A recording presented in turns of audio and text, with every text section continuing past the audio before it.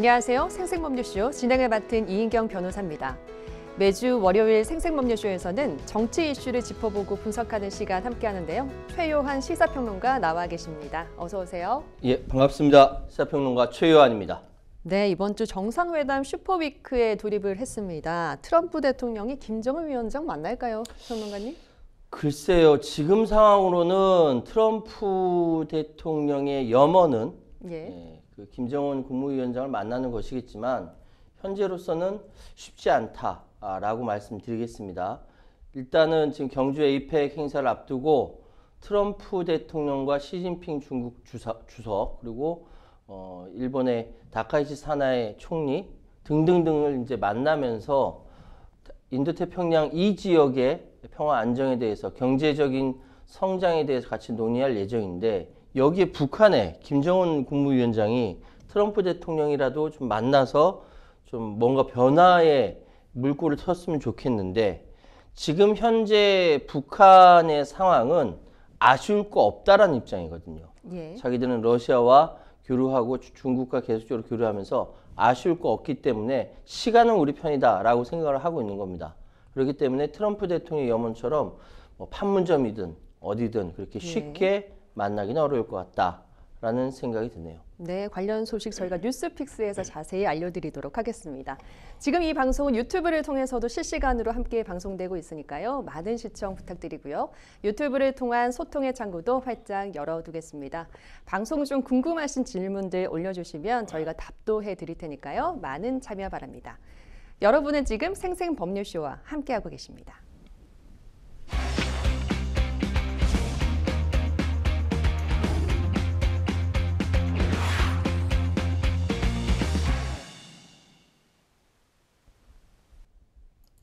첫 코너는 생생 코멘트입니다. 생생 코멘트는 각 분야에서 화제가 되고 있는 인물들과 이슈를 주제로 그 말을 하게 된 배경과 의미를 다양하게 풀어내는 코너인데요. 정치권에서 어떤 인상적인 멘트가 나왔는지 분석해 보도록 하겠습니다. 첫 번째 생생 코멘트, 누구의 어떤 말인지 화면 함께 보시죠. 장동혁, 6채 8.5억 실거래가 맞나? 누구의 어떤 말일까요? 네, 박수현 더불어민주당 수석대변인의 말인데요. 정치권이 요즘 부동산 문제를 두고 계속해서 공방을 이어가고 있습니다. 이번엔 장동혁 대표의 부동산 6채 보유 논란이 지금 시작이 되는데요. 대통령실이 이런 말을 했어요. 6채가 모두 실거주용이면 머리 따로 발 따로 사는 것 아니냐 이렇게 직격을 했거든요. 어떻게 들으셨습니까? 근데 상식적으로 6채가 모두 실거주용이고 이것이 8억 5천만 원밖에 안 된다면 합쳐서 8억 5천만 원밖에 안 된다면 우와 깜짝 놀랐습니다. 이게 이렇게 가능할런지. 장동혁 대표는 국회에서 열린 기자간담회에서 제가 가진 아파트는 총 4채이고 실거주 주택과 지역구 활동, 노모 거주용 주택 등 해서 각각 이유가 있다. 라고 해서 모두 합쳐도 8억 5천만 원 수준이다. 라고 이야기했습니다. 그러니까 지금 박수현 그 수석대변인이 이게 8억 5천만 원이라는 것이 실거래가 맞냐라고 물어본 이유는 뭐냐면은 그러니까 공직자 재산 신고 때 사실 공시가격이 있고 실거래 가격이 있다면 어느 것이 높은지에 따라서 높은 가격을 올려야 돼요. 높은 가격을 신고해야 되는데 모두 6채의 그 부동산이 8억 5천만 원이라는 건 사실 상식적으로 잘 이해가 잘 안 돼서 이거는 실거래가가 아니라 낮춘 이 공시가격으로 올린 거 아니냐라는 의문을 내면서 지금 대통령실이 직접 뛰어든 겁니다. 6채가 모두 실거주용이면 머리 따로, 발 따로 사는 것이냐. 뭐 충분히 이런 의문은 될 수 있는데 일단 장 대표는 나름 해명을 한 셈이죠. 예. 이 부동산 정책이 발표되고 나서 참 여야의 공방전이 뜨거운데요.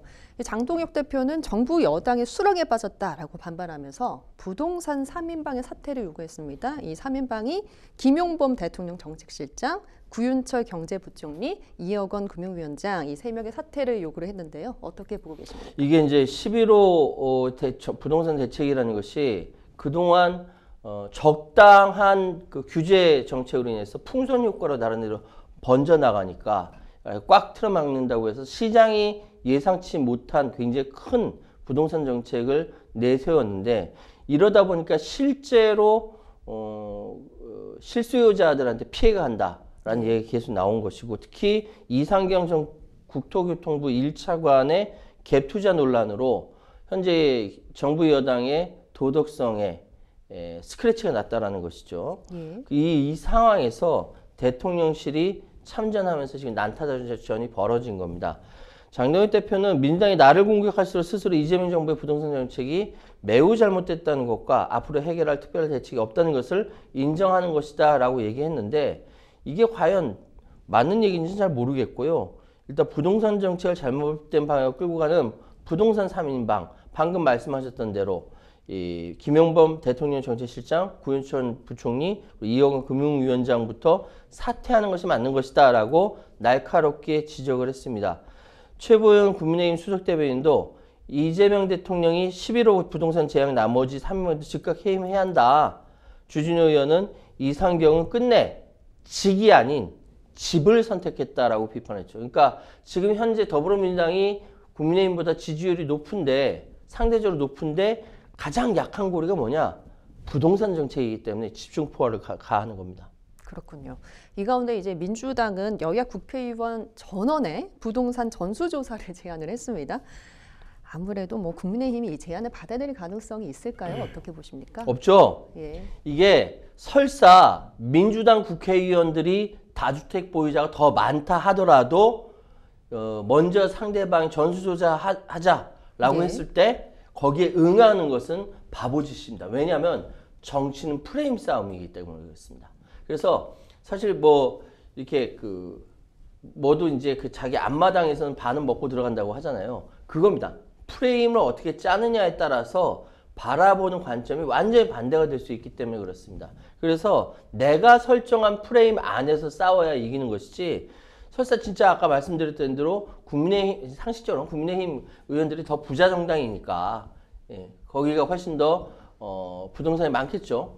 그런데 설사 민주당 국회의원들이 부동산이 많다 하더라도 전수조사에서 거기 안으로 들어가면 또 어떤 일이 튀어나올지 모르기 때문에 그렇죠. 국민의힘이 이 제안을 받아들여서 국회의원 부동산 전수조사에 응할 리 만무합니다. 예. 재건축 초과이익 환수제 폐지 방안에 대한 여야 입장도 다른데요. 이 폐지안에 이제 민주당 지도부는 좀 신중한 태도를 보이고 있는 반면에 국민의힘은 좀 조속한 처리를 바라고 있는 것 같습니다. 실제 논의가 될 가능성은 있어 보이나요?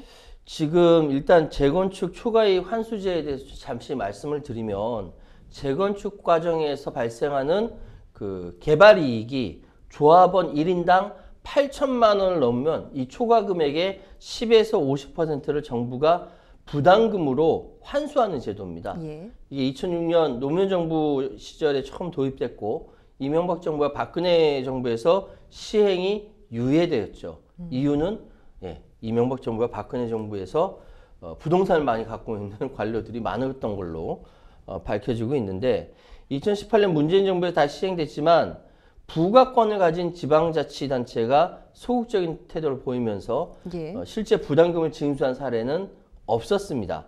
근데 윤석열 정부는 폐지는 추진했지만 민주당이 반대해서 무산이 됐고 대신 현재 부담금을 크게 줄이는 내용의 법 개정이 이루어져서 지난해부터 시행 중이라는 것 이거 일단 먼저 말씀드리고요. 근데 지금 재건축 초과이익 환수제에 대해서 여야 입장이 다른 건 이게 야당은 반대하고 있고 여당 국토위 간사인 복귀한 의원 등이 이 주택공급 대책의 하나로 재건축 초과 환수제, 그러니까 재초환이라고 하죠. 완화 폐지도 검토할 수 있다라고 밝혔습니다. 이게 발칵 뒤집어졌죠. 왜냐하면은 정부 여당은 좀 신중한 입장이었거든요. 야당은 반대하고. 근데 여기 국토위 위원이 간사가 이렇게 얘기하니까 이거 정부 또는 여당의 당론으로 추진하는 거 아니야? 라고 이야기에 대해서 발칵 뒤집어졌던 겁니다. 게다가 이 부분에 대해서 복귀한 의원뿐만 아니라 문진석 원내 운영수석 부대표도 재초안 폐지 완화 문제에 대해서는 국토위 차원에서 유예 기간을 늘리거나 폐지한 두 가지 안이 논의되고 있다. 이렇게 얘기가 돼버린 거예요. 예. 그러면 여당에서는 이거는 개인 의견이라고 얘기했는데 이렇게까지 얘기가 나오니까 좀 여러 가지 뒷말이 많거든요. 네, 아무래도 문진석 의원 같은 경우에는 대표적인 또 친명 의원이기도 하니까요. 그렇죠. 그러니까 이 상황은 좀 여당이 서로 지도부와 개별 의원들 간에 손발이 좀 맞지 않은 겁니다. 이게 정부가 진행하는 프로젝트인데 이 프로젝트에 대해서 이 여당 내에서도 서로 엇박자가 난다면은 당연히 정부하고도 엇박자 나는 것이죠. 이거는 좀 문제가 있다는 생각이 드는데 예. 어쨌든 이야기는 되는 것 같은데 사실 실제로 이것이 진행되기에는 쉽지 않다. 현재 진행되고 있는 그러니까 개정된 부과금을 조금 더 올린다라든지 그 정도는 모르겠는데 현재 제초안이 다시 시작되기에는 어려울 것 같다라고 저는 생각합니다. 예, 이상경 국토교통부 1차관의 이제 면직안이 제가가 됐습니다. 민주당은 더는 이제 부동산 문제를 쟁점으로 삼아서는 안 된다라는 입장이지만 국민의힘 입장에서는 사필 규정이다. 이번 일을 계기로 이 대통령의 직접 사과까지 요구를 했습니다. 뭐 이재명 대통령이 사과를 해야 할 필요가 있다면 언제든지 사과를 할 겁니다. 그건 중요한 것이 아니라 이 부동산 문제가 이재명 정권뿐만 아니라 역대 정권들의 해결하지 못한 숙제지 않습니까? 예. 이재명 정권 이번에 뭐 4,000포인트 오늘 올랐다라고 하던데 주식시장이요. 코스피가 4,000포인트 올랐다 하더라도 지금 실질적으로 한국의 실물 자산으로 일반 개인들이 갖고 있는 건 부동산밖에 없기 때문에 이 부분이 굉장히 예민할 수밖에 없고 이재명 정권 역시 이 부분이 약한 고리라는 것이죠. 예. 전쟁 중에 상대방의 약한 고리를 치고 들어가야 이길 수 있는 것이고 정치권의 논리대로 한다면은 국민의힘이 현재 이재명 정권의 약한 고리인 이 부동산 문제를 계속 집중적으로 공격을 할 것으로 보입니다. 여당에서 방패 논리를 내세우겠지만 과연 그 효과적으로 어떻게 될 것인지는 아직 의문시되고요. 그러니까 대통령대로 사과하라고 하니까 대통령은 이거 가지고 사과하면은 또 다른 건 계속 사과해야 되는 밀리게 되는 상황이니까 대통령실은 움직이지 않는 것 같아요. 어쨌든 이재명 정권에서도 부동산 문제가 약한 고리라는 거 확인할 수 있는 시간이었습니다. 네, 이런 가운데 전세 관련 개정안, 주택임대차 보호법 개정안이 국회에 발의가 됐는데요. 이건 어떤 내용입니까? 이게 갱신 청구권 2년 살고 그 집주인이 이렇게 어필하지 않으면 자동으로 연장된다는 거잖아요. 예. 지금 이게 전세 계약 기간이 최대 9년까지 늘어난다라는 겁니다. 예. 범여권입니다. 이게 정부 여당이 아니라 범여권에서 이달 초 발의한 임대차법 개정안을 그대로 추진한다라고 하는데 예. 해당 법안은 이 전세 기간을 3년 그리고 갱신 청구권은 2회 그러니까 3+3+3 그래서 예. 최대 9년까지 전세 계약 기간이 늘어난다. 이것이 이번에 주택 임대차 보호법 개정안의 핵심 내용이라고 말씀드리겠습니다. 네, 그런데 민주당은 이 전세 계약을 최대 9년까지 연장할 수 있는 이른바 말씀해 주셨던 것처럼 3+3+3 주택임대차 보호법 개정안 검토한 적이 없다 이런 입장을 밝혔어요. 전세 시장은 왜곡 때문인데요. 어떻게 보실까요? 이게 지금 사회민주당의 한창민 의원이 그 대표 발의했고 333 임대차 보호법 개정안이 지금 현재로서는 민주당 입장에서는 과도한 재산권 침해다라고 입장을 정리하고 있는 것 같아요. 예. 근데 이 333 임대차 보호법 개정안에 민주당 의원 2명이 같이 이제 의원이 대표 발의하면 거기에서 동참해서 같이 사인해 주는 부분이 있거든요. 예. 두 사람이 공동 발의에 참여한 걸로 확인이 되고 있습니다. 그러면은 정부 여당도 역시 같이 가는 것이냐라고 의문이 들죠. 그래서 이현주 최고위원이 일단 이건 공식 입장과 무관하고 민주당의 기본 방향과 거리가 있다라고 명확하게 한계를 딱 지어줬어요.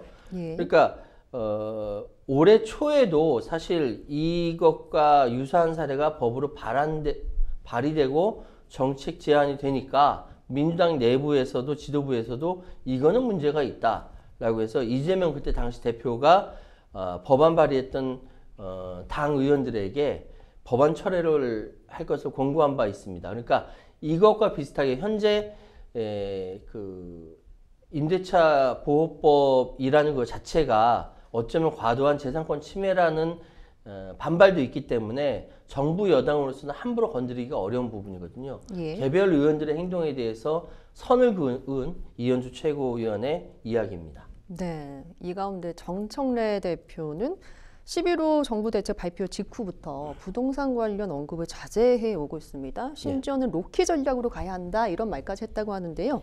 어떤 메시지로 볼 수 있을까요? 그러니까 정청래 대표는 당은 반발짝 뒤에서 로우키는 여기서 조용하게, 과하지 않게, 티내지 않게, 이 의미입니다. 조용하게 뒷받침하는 게 역할이다라고 정청래 대표가 이야기를 했습니다. 그런데 지금 이 부동산 같이 민감한 경제 정책 같은 경우는 정부가 책임지고 하는 것이고 예. 당에서는 반발짝 뒤에서 로우키로 필요한 법안과 제도를 뒷받침하는 것이라고 정부와 함께 궤를 하고 있는 당의 역할을 정당 대표가 이렇게 명확하게 위치를 정해준 거예요.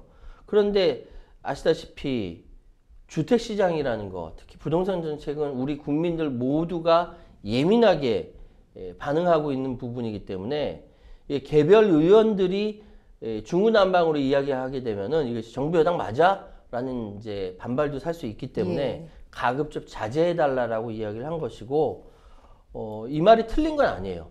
그러니까 행정이라는 것은 굉장히 세심하게 접근해야 합니다. 우리나라가 과거와 같은 후진국이 아니거든요.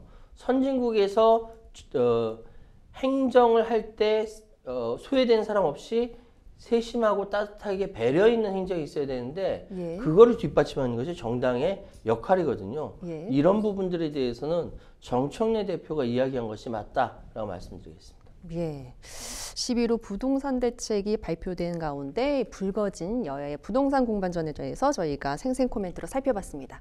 이어서 두 번째 생생 코멘트 살펴보시죠. 이는 무죄다. 이 대통령을 말하는 것 같은데요. 내가 변호해서 잘 안다라고 했습니다. 누구의 어떤 말일까요? 조원철 법제처장의 말이었네요. 조원철 법제처장이 지난 24일 국정감사에서 이재명 대통령이 받는 12개 혐의가 모두 무죄라고 답한 것을 두고 여야가 공방을 벌이고 있습니다. 조원철 법제처장의 발언 먼저 자세히 들여다볼까요?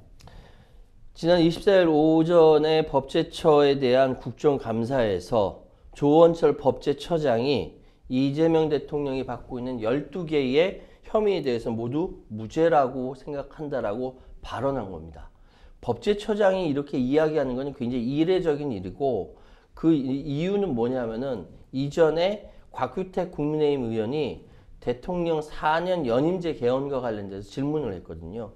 근데 여기 우리 헌법을 보시면 128조 2항에 대통령의 임기 연장 또는 중임 변경을 위한 헌법 개정은 그 헌법 개정 당시의 대통령에 대해선 적용의 효력이 없다라고 정하고 있기 때문에 조 처장은 헌법에 의하면 그렇다라고 이야기하면서 다만 하신 말씀, 곽규택 의원이 하신 말씀에 대해서는 결국 국민이 결단해야 될 문제가 아니냐라고 이야기를 했습니다. 예, 이 부분에 대해서 국민의힘에서 발끈했던 것이죠. 그러면서 이재명 대통령이 받고 있는 혐의 12개에 대해서 또다시 질문했고 이 혐의 12개에 대해서 법제처장이 모두 무죄라고 생각한다라고. 왜냐하면은 조원철 법제처장이 대장동 사건 등 이 변호사를 했었거든요. 예. 그렇기 때문에 무죄라고 확신한다고까지 이야기를 했어요. 지금 조원철 법제처장은 국정감사에 나와서 국민의힘이 싫어할 만한 말만을 계속 반복해서 했던 것이죠. 아주 뜨거했던 겁니다. 국민의힘 입장에서는. 예. 국민의힘은 조원철 법제처장의 이 발언에 대해서 국민 세금으로 변호사비를 대납해준 꼴이 됐다라면서 조 처장의 사퇴를 요구를 했습니다. 어떻게 보셨습니까? 그러니까 조원철 그 법제처장이 이재명 대통령과 사법연수원 동기이고 예. 또 이재명 대통령이 연루했다고 이야기되고 있는 대장동 의혹과 또 위증교사 사건의 변호를 맡았습니다. 예. 그러니까 그 누구보다 이재명 대통령 입장 측에서는 이 사건에 대해서 아주 훤히 잘 알고 있는 것이죠. 그러다 보니까 국민의힘이 싫어할 말만을 반복을 했고 이 부분에 대해서 당연히 국민의힘은 국민 세금으로 변호사비를 납부해준 꼴이다라고 비판하는 것이죠. 이 부분이 조금 문제가 있다라는 생각이 들어요. 왜냐하면은 법제처장이라고 한다면은 사실 제가 법제처장이라고 한다면 네. 조금 중립적으로 이야기를 할 것 같아요. 과거에 내가 이재명 대통령을 대장동 사건에서 변호를 했는데 그때는 내가 무죄라고 주장을 했다. 근데 법제처장인 만큼 이 자리에서는 주장하지 않겠다. 라든지 이런 식으로 얘기했었어야 되는데 조원철 법제처장의 성격이 강한 것인지 아니면 공직사건에 대해서 인식이 달리 생각하고 있는 것인지 그래서 이제 추미애 위원장조차도 이런 식으로 대답하는 건 아니다라고까지 이야기했죠. 예. 뭐 회피하는 전략을 쓸 수도 있었는데 네. 뭐 조원철 법제처장은 뭐 그런 전략은 쓰지 않았습니다. 정면 충돌한 거죠. 반면 민주당은 조원철 법제처장에 대한 국민의힘의 이 비판에 대해서 법제처장을 향한 공세는 적반하장이다. 그리고 본질은 검찰의 기소 남용이다. 이렇게 항변을 했는데요. 그러니까 더불어민주당 입장에서는 지금 벌어지고 있는 사건에 대해서 정권이 바뀌고 나니까 증인들의 증언이 계속 바뀌어요. 바뀌는 것이 어떻게 바뀌냐면 검찰이 기소권을 남용했다라는 식으로 계속 바뀌고 있고 또 증거가 드러나고 있는 상황이고 그 증거조차 뭐 채택 안 하고 뭐 이런 경우가 있기 때문에 문제이긴 한데 기본적으로 검찰 정권에서 이재명 정치인 이재명을 죽이려고 계속 사건을 만들어냈다라는 인식이고 거기에 국민의힘이 발을 맞췄다라는 것이죠. 게다가 지금 현재 국민의힘은 12.3 비상계엄을 그래서 더불어민주당 쪽에서 이야기하는 12.3 반란을 내란을 막지 못하고 거기에 발맞춘 정황도 굉장히 많다라고 보고 있는 것이죠. 그러니까 이런 반응이 나오죠. 정권의 흥신소로 전락시켰던 장본인은 윤석열 검찰 정권이고 거기에 발맞춘 것이 바로 국민의힘이다. 조원철 처장의 사퇴 요구는 법치수호라는 가면 뒤에서 숨어 과거의 자기들의 정치사법 공범들을 비호하기 위한 방탄 요구에 불과하다라는 아주 신랄한 비판을 받고 있는 겁니다. 지금 이 상황 제가 예전부터 얘기했는데 국민의힘이 윤석열과 손을 끊지 않으면 계속 이런 비판 계속 받을 거예요. 예. 이 가운데 개혁신당 이준석 의원이 대표로 있는 개혁신당이 이재명 대통령의 개인 변호사를 역임한 인물들이 정부 고위직을 꿰차고 있다. 자진 사퇴해야 한다라고 주장을 했습니다. 어떻게 힘이 실릴 것으로 보시나요? 아니요. 저기 개혁신당은 현재 이준석 대표 개혁신당 대표의 꿈은 국민의힘을 잡아먹는 거예요. 지금 현재로서 국민의힘이 지방선거에서 승리할 가능성이 없을 경우 국민의힘 내부에서의 분란이 있을 수밖에 없고 친윤이 더 이상 주도권, 헤게몬을 가져가지 못한다고 한다면은 반윤 내지 한동훈이라든지 안철수라든지 이렇게 중심으로 해서 야권을 전체 재편하는데 이준석 대표는 개혁신당 그 가운데 있어야 된다고 생각하고 있는 것이죠. 그러기 위해서는 일단 국민의힘 쪽에 개혁신당의 우호적인 사람들을 끌어들여야 되는데 거기에 발맞추는 것은 이번 국정감사에서 국민의힘 편을 드는 것이다 라고 해석이 가능하고요. 그래서 개혁신당은 국민의힘이 이재명 정권 내지 더불어민주당을 공격할 때 나라 전체가 이재명 로펌의 분점처럼 보인다. 국민 세금이 사실상 대통령의 변호사비로 쓰인다라면서 괴를 같이 하는 비판을 하고 있는 것이죠. 그러면서 대장동과 쌍방울 사건 등의 변호인 출신이 법제처장 하고 있고 이찬진 금융감독원장을 하고 있는 이 상황에 대해서 사퇴해야 된다라고 주장하는 겁니다.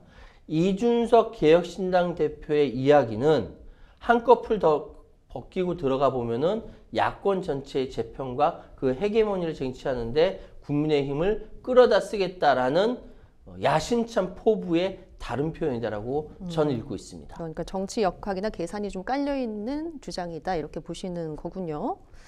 네, 이 가운데 민주당이 5대 사법개혁안에 재판 소원과 그리고 법 왜곡죄 이렇게 두 가지 쟁점을 더 추가를 해서 더 센 사법개혁을 당론으로 추진하고자 하는데요. 대통령실 의중이 재판 소원을 포함하는 것으로 기울자 이 논의가 급물살을 타고 있다. 이런 분석이 나오고 있는데 맞는 겁니까? 지금 민주당이 총 7개의 쟁점을 당론으로 채택해서 사법개혁의 속도를 낼 방침이라고 합니다. 지금 민주당 사법개혁 특위는 대법원 증원, 그리고 대법관 추천위원회 다양화, 법관 평가제 개편, 그리고 1, 2심 판결문 공개와 압수수색 영장 사전신문제 등 5개의 개혁안을 발표를 했습니다. 그런데 여기서 한 가지 더 쟁점이 될 만한 것이 바로 재판 소원을 포함하는 것으로 예. 알려진 겁니다. 이거는 이제 이재명 대통령이 예전부터 그 얘기를 했었고 이것을 당에서 따로 법안을 낸다라고 이야기를 해요. 지금 국회에서 이미 민주당은 비공개 의원총회를 통해서 범죄수익 독립 몰수제라든지 법 왜곡죄, 그리고 재판 소원, 그 2035년 온실가스 감축 목표 등 6개 안건을 보고했고 이 가운데 김기표 의원이 특별히 재판 소원을 골자로 한 헌법재판소 개정안을 대표 의견을 냈어요. 재판 소원이라는 것이 우리 시청자 여러분께서 잘 아시겠지만 지금 그러니까 대법원에서 결정나는 그러니까 헌법재판소에 결정나는 이 상황에 대해서 대법원에서 결정난 사항에 대해서 한 번 더 심사를 헌법재판소에서 한다는 것이거든요. 이거는 현재 헌법재판소와 대법원 사이에 경쟁 구도로 되어 있는 상황에서 대법원에서 인정하기 어려운 부분입니다. 네. 그렇기 때문에 굉장히 예민한 부분이고 그래서 일각에서는 사심제로 추진하는 거 아니냐라고까지 비판하고 있는 거죠. 근데 민주당이 현재 대법원의 인적 구성, 소위 얘기해서 조희대 대법원 체제를 인정하지 못하겠다라고 하면서 지금 헌법 재판 소원까지 나온 상황입니다. 이것이 앞으로 굉장히 뜨거운 쟁점이 될 수 있다라고 말씀드리겠습니다. 네, 가장 민감한 건 아무래도 재판 소원이다 이런 분석 주셨는데요. 예. 뭐 대법원은 물론이고 일선에서도 반대의 목소리가 높다고 하거든요. 어떤 의중이 좀 깔려 있는 거라고 보시나요? 대법원에서는요, 제가 예. 방금 말씀드렸던 대로 현행 헌법재판소법 제68조 1항은 공권력의 행사 또는 불행사로 인하여 헌법상 보장된 기본권을 침해받은 자는 헌법재판소에 헌법소원 심판을 청구할 수 있는데 예. 여기에 예외 규정이 바로 법원의 재판을 제외하고는이 들어가 있어요. 예, 맞습니다. 법원이 결정한 것은 헌법 소원 심판을 청구할 수가 없는 겁니다. 이번에 개정안은 법원의 재판 이 부분을 삭제하는 것으로 그래서 헌법상 보장된 기본권을 침해받은 사람은 모두 다 헌법재판소의 헌법소원을 청구할 수 있도록 하는 것이 개정안의 핵심입니다. 그러면 어떻게 되냐면은 대법원에서 결정 난 것이라 하더라도 헌법재판소에 가져가서 이 부분에 대해서 맞냐 틀리냐를 따질 수가 있다라는 거예요. 예. 그러면 대법원이 결정한 사항을 헌법재판소에 따진다. 우위가 어디에 있는 겁니까? 결과론적으로 보면은 헌법재판소에 더 우위가 있다라고 생각할 수밖에 없는 겁니다. 그래서 지금 상황이 대법원에서는 기를 쓰고 막으려고 하는 것이고 우리가 어떻게 헌법재판소보다 아래에 있을 수 있느냐라고 이야기를 하고 있는 것이죠. 그런데 최대 쟁점이 아까 말씀드렸던 헌법재판소 바로 이 부분이 헌법교과서 대부분 도입해야 된다라고 이야기를 하고 있거든요. 그게 사실 법원행정처장도 지금 사실상 사심이다라고 이야기하면서 이 부분에 대해서 부정적인 입장을 피력을 했는데 지금 68조 1항에 있는 헌법재판소법 68조 1항에 있는 법원의 재판을 제외하고 라는 문구를 삭제하는 이 문제는 단순히 헌법재판소와 대법원 사이에 격론이 벌어지는 것뿐만 아니라 대법원이 왜 반대하는지 이해하시겠죠. 우리 아우라는 우리 대법관들은 헌법재판소 밑으로 들어갈 수 없다라는 그 자존심까지 포함해서 굉장히 시끄러운 대법원과 헌재의 이렇게 기싸움이랄까 거기까지 연결되는 겁니다.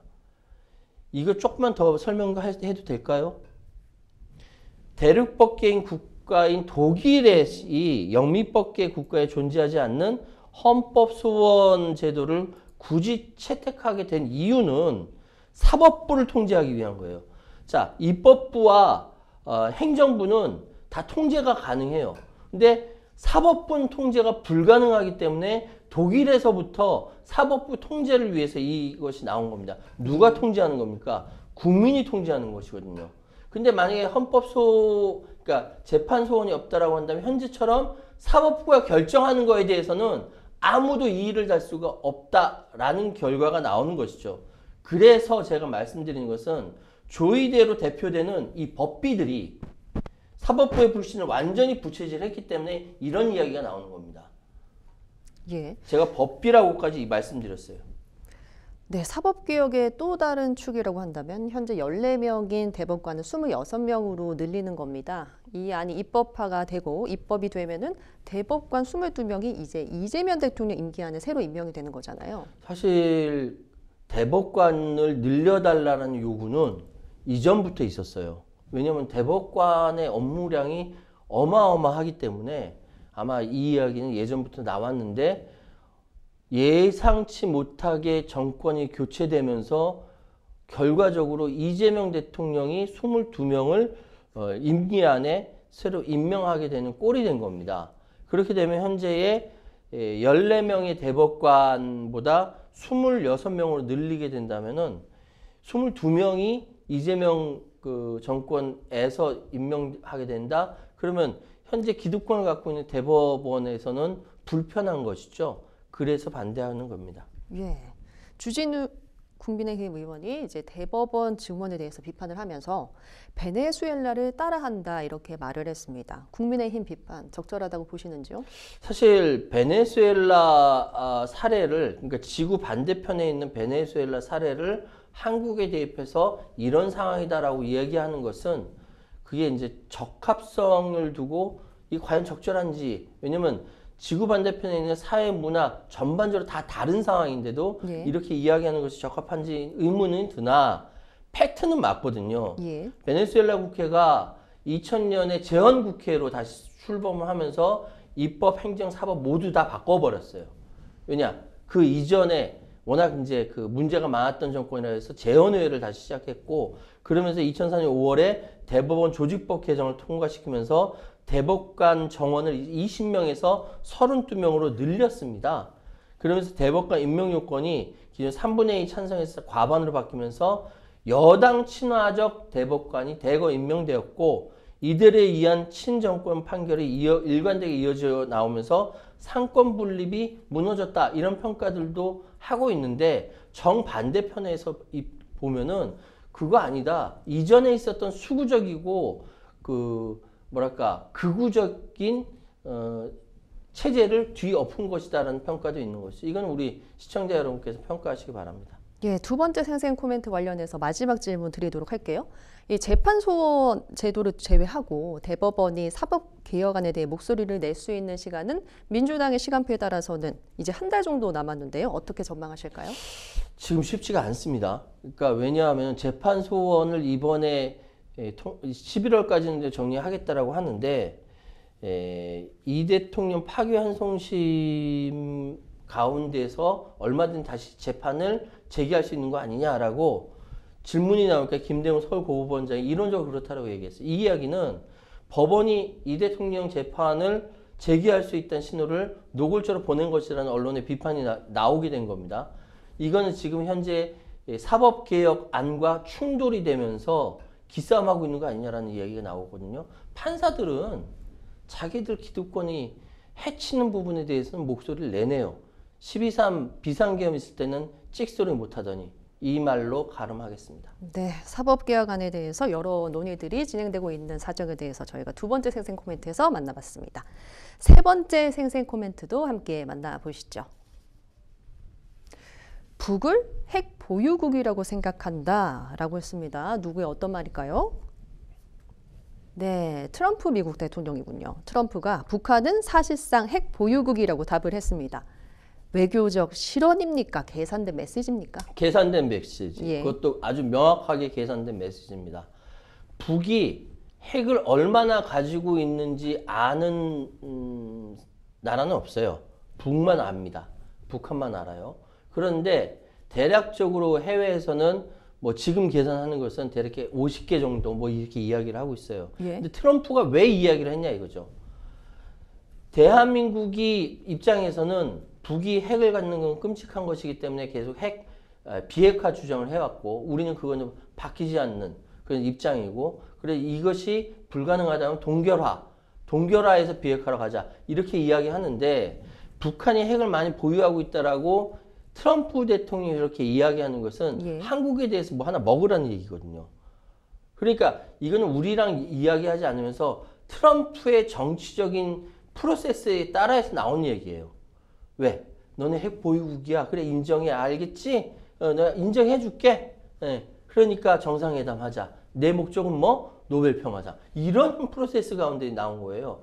차후에는 어떤 생각도 하지 않는 네. 상황이고 이렇기 때문에 우리로서는 굉장히 기분 나쁜 발언이거든요. 예. 그런데 뭐 어떡합니까? 치밀하게 개선된 메시지라고밖에 해석이 안 되는 것이죠. 예, 트럼프의 이 발언에 대한 의중을 좀 분석을 해주셨는데 이 동맹인 한국을 완전히 배제했다 이런 비판도 나오고 있거든요. 그러니까 원래 동맹이라는 것은 이제 특히 한미 동맹에 대해서 혈맹이라고 얘기하거든요. 그리고 이제 예전에는 중국과 북한을 혈맹이라고 얘기했었죠. 왜냐하면 6.25 한반도 전쟁이 있었기 때문에 피를 나눈 전후다라고 해서 혈맹이라고까지 불렀는데 이것이 80년 전 일이고 지금 상황에서는 이익과 이익으로 서로 얽혀있는 관계일 뿐이다라는 이야기를 아마도 트럼프 대통령은 하고 있을 거예요. 그렇기 때문에 이번에 그 관세협정에서도 3,500억 달러 현금으로 꽂아라 이런 이야기를 할 수 있는 배경이 된 것이죠.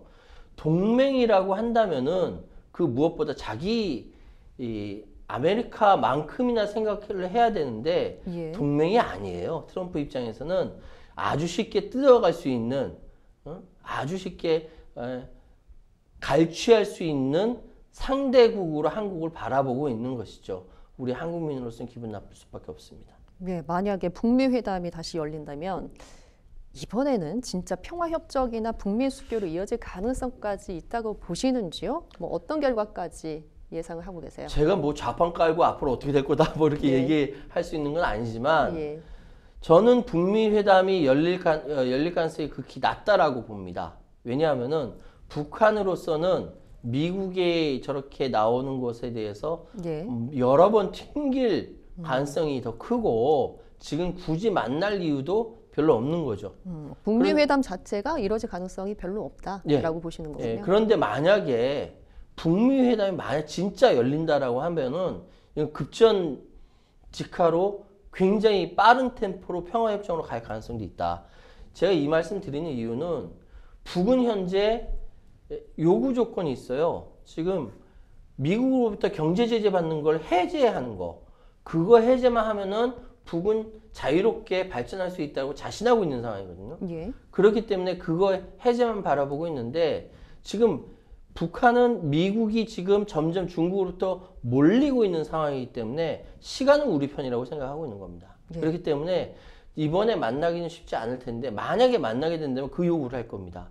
지금 상황에서 경제 제재 해제해라. 경제 제재 해제하게 되면은 평화협정 맺는데 우리가 나서겠다. 그렇게 하면 예. 당신은 노벨 평화상 받을 수 있다. 이런 프로세스로 가지 않겠느냐. 근데 그게 쉽지 않을 것이다라고 말씀드리겠습니다. 예, 만약에 북미가 이렇게 가까워진다면 중국은 꽤 난처해질 것 같습니다. 중국의 입장 어떻게 될까요? 그렇게 생각하는 사람 많거든요. 그러니까 북한은 지금 현재 러시아와 군사적으로 굉장히 밀착되어 있고 그래서 중국이 좀 소외됐다라고 생각하는데 절대 만만의 콩떡이에요. 왜냐하면은 현재 북한이 그나마 그 물자 교류하면서 무역하는 95%가 중국이거든요. 예.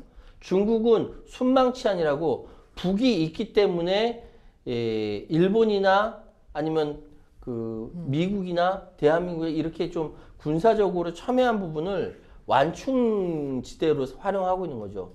중국으로서도 북한은 놓칠 수 없는 부분이고 예. 북한으로서도 중국은 아주 가까운 이웃일 수밖에 없어요. 그런데 그것도 다 이익으로 얽혀 있는 거죠. 그런데 미국이 들어온다. 그래서 북한이랑 가까워진다. 중국으로서는 조금 좀 이렇게 섭섭할 수는 있겠으나 그럼에도 불구하고 자신감이 북한에 대해서는 자신감이 있는 것이다. 내 손아귀에 있다. 라고 시진핑 주석은 아마 그렇게 생각하고 있을 겁니다. 그렇군요. 북한을 핵 보유국이라고 생각한다는 도널드 트럼프 미국 대통령의 발언까지 저희가 살펴보고 왔습니다. 지금까지 생생 코멘트 만나봤고요. 저희는 뉴스픽스로 다시 돌아오겠습니다. 여러분은 지금 생생 법률쇼와 함께하고 계십니다.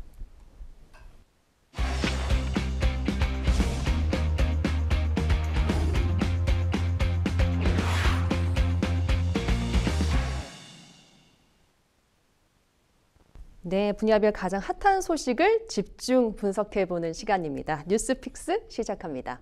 오늘 만나볼 뉴스픽스 주제는 정상외교 슈퍼위크 돌입입니다. 이번 주에 대규모 외교 행사가 이어지죠.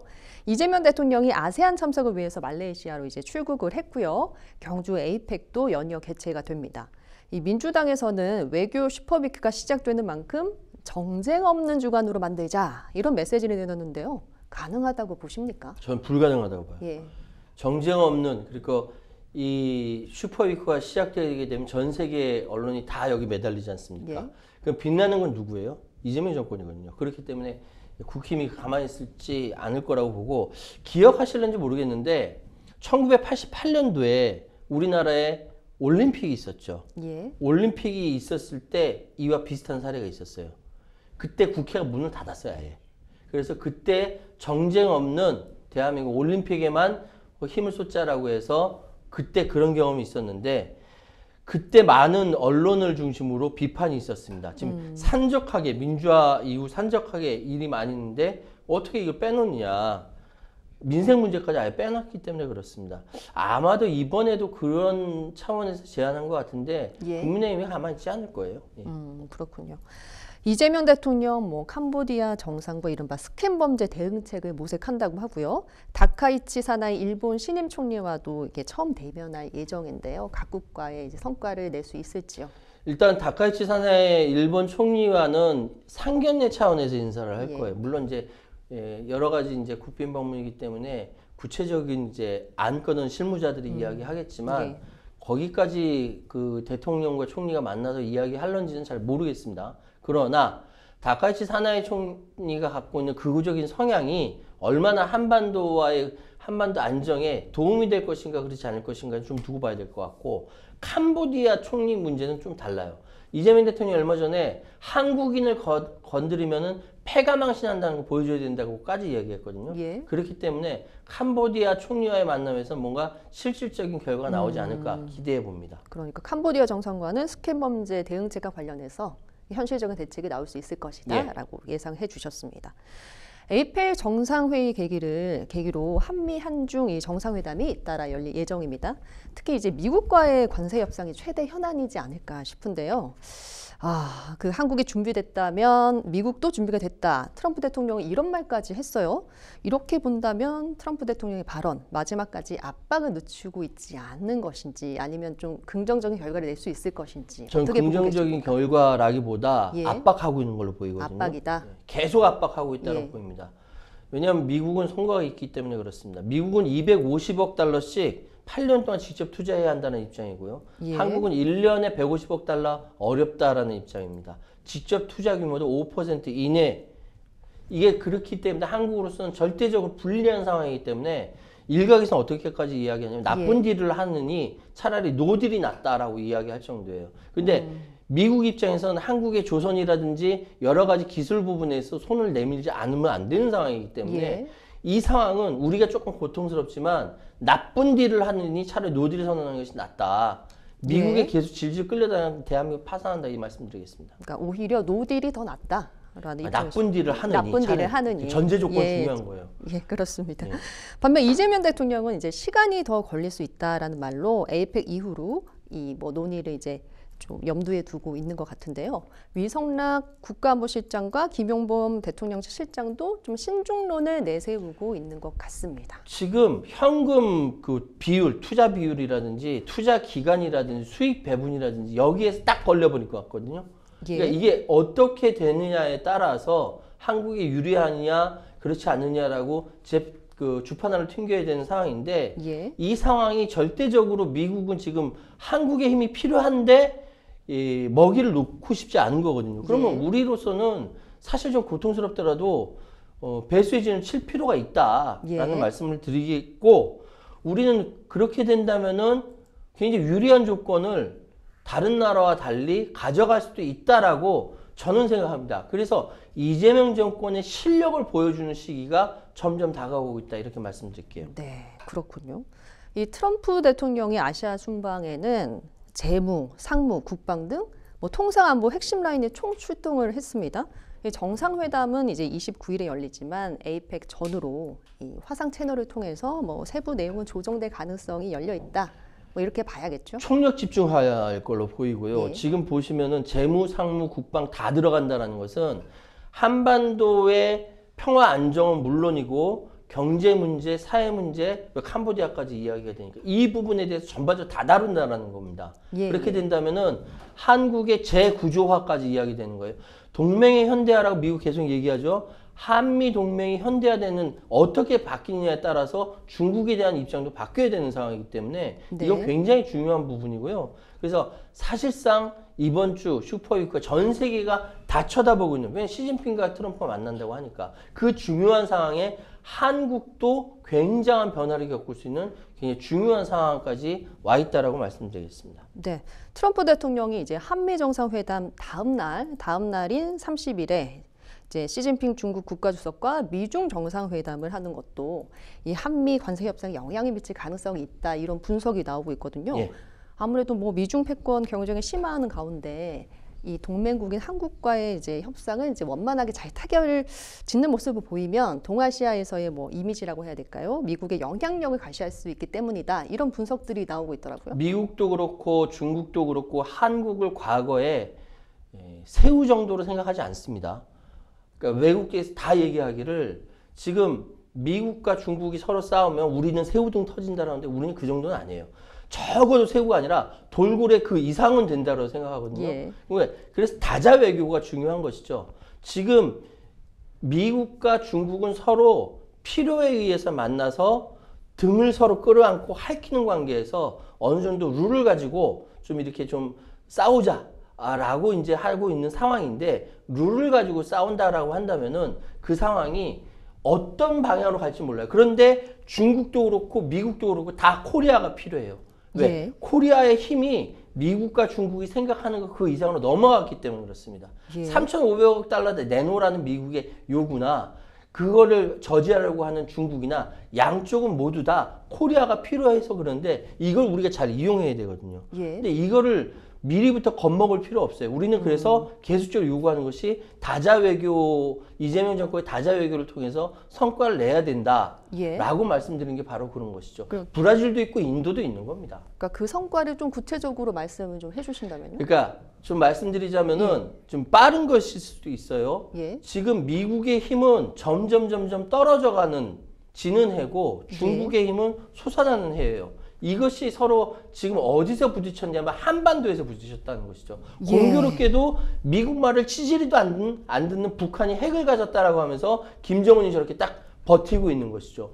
미국 입장에서는 동북아시아의 전략을 자기 걸로 가져가야 전 세계의 자기 헤게모니를 주장할 수 있는 부분인데 그것이 잘 안 되는데 한국마저 말을 잘 안 들어요. 빨리 사인을 하니까 사인 안 하고 있잖아요. 예. 우리도 자존심이 있거든요. 그렇기 때문에 세계의 힘이 충돌하는 이 지점에 한국이 굉장히 중요한 위치에 가 있는 건 사실입니다. 그러니까 다자 외교의 이 상황에서 예. 대한민국의 힘이 어느 정도 위상이 좀 있고 예. 이걸 이용해서 좀 배수의 진을 칠 필요도 있다, 이렇게 보시는 당연하죠. 거군요. 예, 알겠습니다. 지금 당장 사인할 필요 없습니다. 그렇군요. 자, 생생법률쇼 이렇게 이번 주에 있을 정상외교 슈퍼위크 돌입 소식까지 저희가 자세하게 살펴봤습니다. 어느새 마칠 시간이 다 됐는데요. 오늘 함께해 주신 최요한 평론가님 고맙습니다. 예, 감사합니다.